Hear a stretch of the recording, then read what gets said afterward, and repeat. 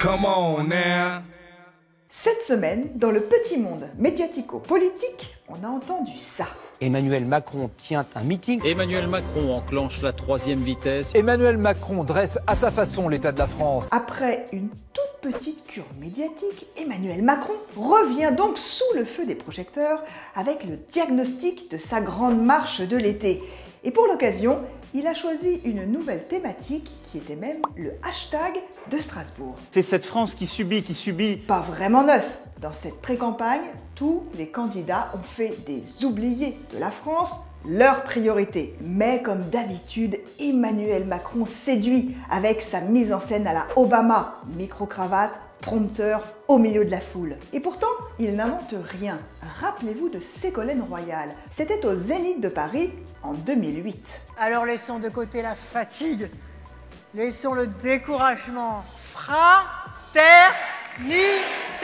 En politique, la mémoire est courte, mais Emmanuel Macron bénéficie surtout d'une bienveillance et d'une fascination médiatique qui servent sa popularité. Du coup, dans une semaine rondement menée, du documentaire de LCP à l'interview de RTL, il se paye le luxe de badiner. Je ne fais pas partie de celles et ceux pour qui qui a considèrent échoué, le retour n'est pas un droit. On doit tout dire aux journalistes, que ce soit devant un micro ou derrière un micro. Ah bon?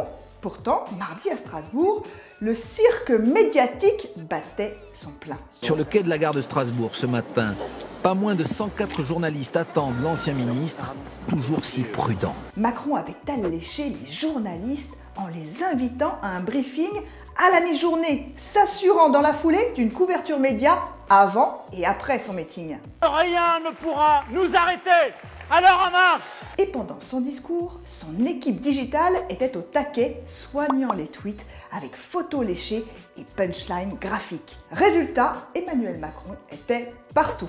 Dans les médias traditionnels, sur Facebook avec plus de 64 000 vues et sur Twitter en trending topic.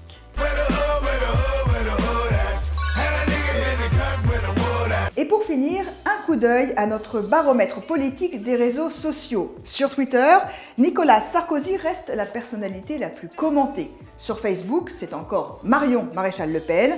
D'ailleurs, l'extrême droite s'installe dans le top 5. Come on, vous ne verrez plus jamais la politique comme avant. À la semaine prochaine. Come on now.